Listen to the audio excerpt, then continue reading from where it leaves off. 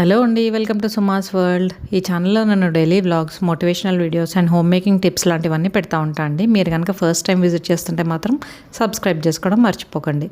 ఇక ఈరోజు వ్లాగ్లోకి వెళ్తే ఒక డ్రెస్ కొనుక్కున్నాను అండి. ఒక డ్రెస్ కాదు, మెటీరియల్ యాక్చువల్గా. ఈ వెంట దగ్గర చాలా రోజుల నుంచి ఎప్పటి నుంచో కొనుక్కునేదాన్ని, మధ్యలో ఆపేశాను. బట్ ఈసారి మళ్ళీ నాకు ఎందుకో మెటీరియల్ కొనుక్కొని కుట్టించుకోవాలనిపించి కాటన్ అని చెప్పేసి ఆర్డర్ చేశాను. వీళ్ళ దగ్గర ఓన్లీ కాటన్, చందేరి ఇట్లాంటివి ఉంటాయి అనమాట అండి. క్రేప్స్ ఇట్లాంటివి ఎప్పుడు నేను చూడలేదు మరి. సో కాటన్ అయితే చాలా బాగుంటుంది. మనకి స్ట్రింక్ అయిపోవడం కానీ, కలర్ ఫేడ్ అవ్వడం కానీ, 7-8 ఇయర్స్ అట్లా అయినా కానీ చాలా సాఫ్ట్గా ఉంటుంది అనమాట. బబుల్స్ రావడం కానీ ఇట్లా ఏమి ఉండదు. సో ఇది ఏంటంటే డ్రెస్ యాక్చువల్గా నాకు 1300 పడింది మెటీరియల్ అయితేని. దుప్పట చాలా నచ్చిందండి నాకు యాక్చువల్గా. దాని మీద మిషన్ ఎంబ్రాయిడరీ అది వచ్చింది.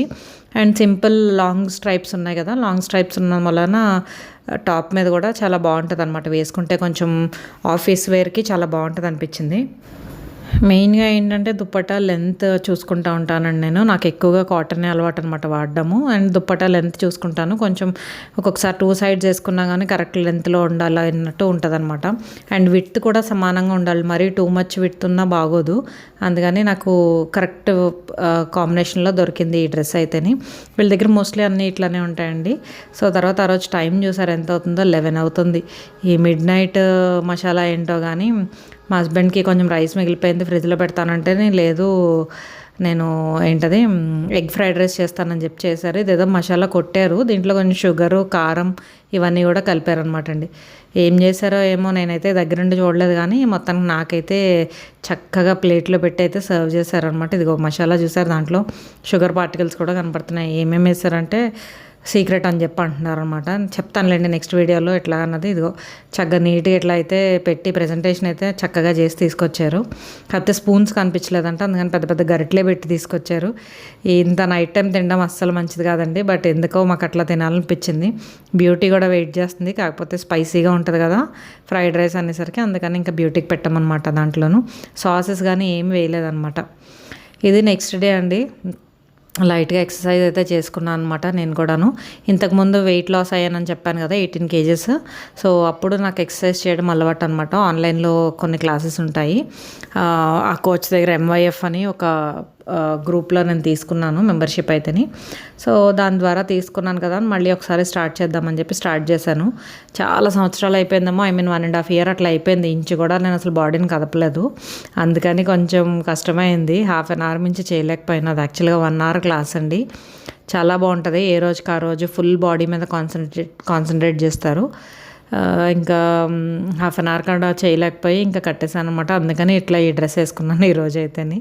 సో ఇక బ్రేక్ఫాస్ట్ అయితే వేసుకుంటున్నాం అనమాట. ఇడ్లీ పిండి అట్టు వేస్తాను కదా అది.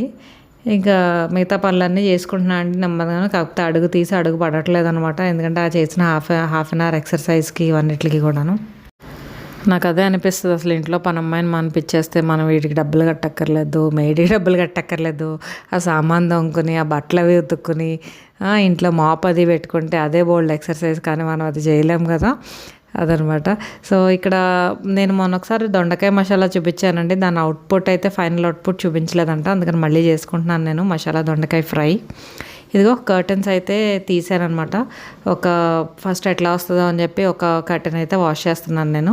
ఈ కర్టన్ రింగ్స్తో అయితే నానబెట్టకూడదు. కర్టన్ రింగ్స్తో అయితే మనము మిషన్లో వేస్తే అవి పాడైపోతాయండి. అందుకని కర్టన్ రింగ్స్ అయితే ఇట్లా తీసేయచ్చు అనమాట మీరు ఈజీగాను. జస్ట్ చాకు పెట్టి చుట్టూ ఒకసారి ఇట్లా లూజ్ చేశారంటే దానికి అదే ఈజీగా ఊడొచ్చేస్తుంది మనకి. ఆ లోపల ఇండాలియం ఇది ఉంటుంది, రింగ్ ఉంటుంది. అది వస్తే తీయండి, లేకపోతే అట్లా వదిలేసేయండి, దానికి ఏం అవ్వదు మనకి. అయినా కానీ నేను వాషింగ్ మిషన్లో అయితే వేయట్లేదు అనమాట. హ్యాండ్ వాష్ చేస్తాను. ఎందుకంటే వాషింగ్ మిషన్లో వేస్తే పాడయ్యే అవకాశాలు ఉంటాయి కదా మనకి. అందుకని హ్యాండ్ వాష్ చేస్తాను. ఈ రింగ్స్ తీయడం అయితే చాలా ఈజీ, కాకపోతే కొంచెం జాగ్రత్తగా తీయండి. నైఫ్తో కానీ స్పూన్తో కానీ తీయచ్చు మీరు. జస్ట్ ఇట్లా లూజ్ చేసి చుట్టూ మనకి ఓపెన్ చేస్తే ఉంటుంది అనమాట. మనకి దాంట్లో ఏం లేదు, క్లాత్ దాంట్లోకి వెళ్ళి ఉంటుంది. సో ఆ క్లాత్ బయటికి రావడానికి కొంచెం లూజ్ చేస్తున్నాం అనమాట. ఫస్ట్ అయితే కొంచెం మామూలు వాటర్లో, నార్మల్ వాటర్లో జస్ట్ జాడిచ్చేసానండి ఒకసారి. ఎందుకంటే దాని మీద చాలా డస్ట్ ఇదంతా ఉంటుంది కదా, ఎప్పుడు కానీ వాష్ చేయం మనము. అందుకని ఫస్ట్ అయితే ఆ డస్ట్ అంతా పోతుందని చెప్పేసి ఓన్లీ నార్మల్ వాటర్లో అయితే వాష్ చేస్తాను. ఒక 2 సార్లు అయితే జాడించేసాను అనమాట అండి. ఆ తర్వాత ఇంకా కొంచెం సాల్ట్ అండ్ ఇంకొంచెం సర్ఫ్ వేసేసి ఒక 3 hours 4 hours అయితే నానబెట్టేసాను అనమాట. సో నానబెట్టేసాక అప్పుడు నానబెడుతున్నప్పుడు మీరు కంప్లీట్గా వాటర్ ఎక్కువ పోసి కంప్లీట్గా మనకి కర్టెన్ అంతా కూడా ములిగేలా చూడండి. బకెట్లో పెట్టినా, టబ్లో పెట్టినా, ఎందులో పెట్టినా కానీ.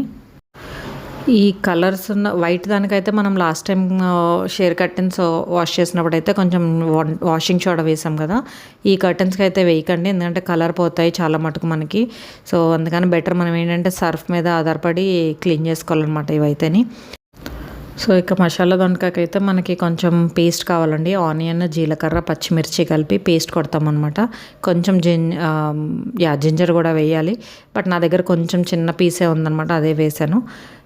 ఈ ఈ వేపుడికి కొంచెం ఆయిల్ అయితే ఎక్కువ పడుతుందండి దొండకాయ మసాలా ఫ్రైకి అయితేని.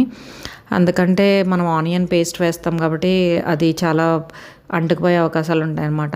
సో ఈ ఆనియన్ పేస్ట్ ఎప్పుడు వేస్తామంటే దొండకాయలు ఆల్మోస్ట్ సగం పైన కుక్ అయిపోవాలండి మనకి. ఆయిల్లో అయితే వేసి ఆల్రెడీ నేను ఫ్రై చేస్తున్నాను కదా, అవి సగం కుక్ అయిపోయాక అప్పుడు మనము ఈ జింజరు, ఆనియన్, గ్రీన్ చిల్లీస్ ఇవన్నీ కలిపి పేస్ట్ చేసుకుని వేసుకోవాలన్నమాట. ఇవి చూసారా ఆల్మోస్ట్ 50% కుక్ అయిపోయింది నాకు, అప్పుడు వేస్తాను. కానీ వేసాక మాత్రం ఆనియన్ పేస్ట్ కింద అంటుకుంటూ ఉంటుంది అనమాట అండి. సో చాలా జాగ్రత్తగా కలుపుతూ ఉండాలి అస్తమాను దీన్ని. సో పొయ్యి మీద పెట్టి ఒక 5 minutes మర్చిపోయామా ఇంకంతే. సో ఆల్మోస్ట్ చాలా టైం పడుతుంది దొండకాయలు వేగడానికి దానికి మనకి. సో కొంచెం ఓపిక ఉన్నప్పుడు, టైం ఉన్నప్పుడే చేసుకుంటూ ఉండాలన్నమాట ఇలాంటిదన్నీ.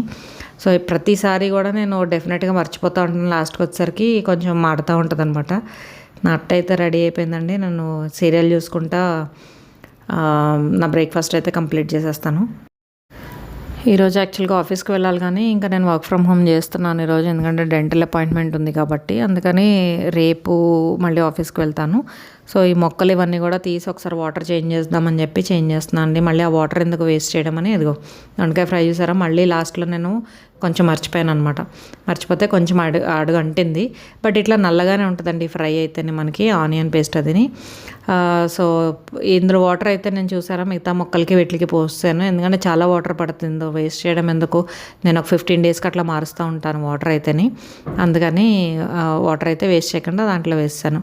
సో ఎప్పుడైనా మనం డిటర్జెంట్ పెట్టి సోప్ పెట్టి వాష్ చేస్తున్నామంటే ఇట్లా ప్లాంట్వి ఎక్కువ వాటర్ పోసి అయితే క్లీన్ చేయండి, ఎందుకంటే ఆ డిటర్జెంట్ కానీ ఆ సోప్ కానీ మొక్కలకి అంత మంచిది కాదనమాట. మళ్ళీ మొక్క పాడయ్యే అవకాశం ఉంటుంది మనకి. సో అందుకని కొంచెం ఎక్కువగానే క్లీన్ చేయండి. అట్లా ఎప్పుడైనా క్లీన్ చేయడానికి చూసినప్పుడు ఈ లీవ్స్ అవి కూడా క్లీన్ చేసుకుంటే కొంచెం ఫ్రెష్గా కనిపిస్తుంది ప్లాంట్ అయితే మనకి. అండ్ ఇట్లా వాటర్ చేంజ్ చేసినప్పుడు నేనైతే కాసేపు ఎండలో పెడతానండి. మళ్ళీ ఇది కింద పడిపోద్దేమో అని చెప్తాను అన్నారు మా హస్బెండ్. మొన్న ఫ్లవర్ వాజ్ ఒకటి పడేసాం కదా పైనుంచి. ఇది ఒక 3 hours అయింది. దీన్ని ఇంకా బకెట్లోనే వాష్ చేసేసాను అనమాట. సోప్ పెట్టి కొంచెం కిందన పైన కొంచెం బాగా ఎక్కువగా మురికి ఉంటుంది కదా, ఆ డర్ట్ అంతా కూడా కొంచెం క్లీన్ చేసేసానండి సోప్ పెట్టేసి.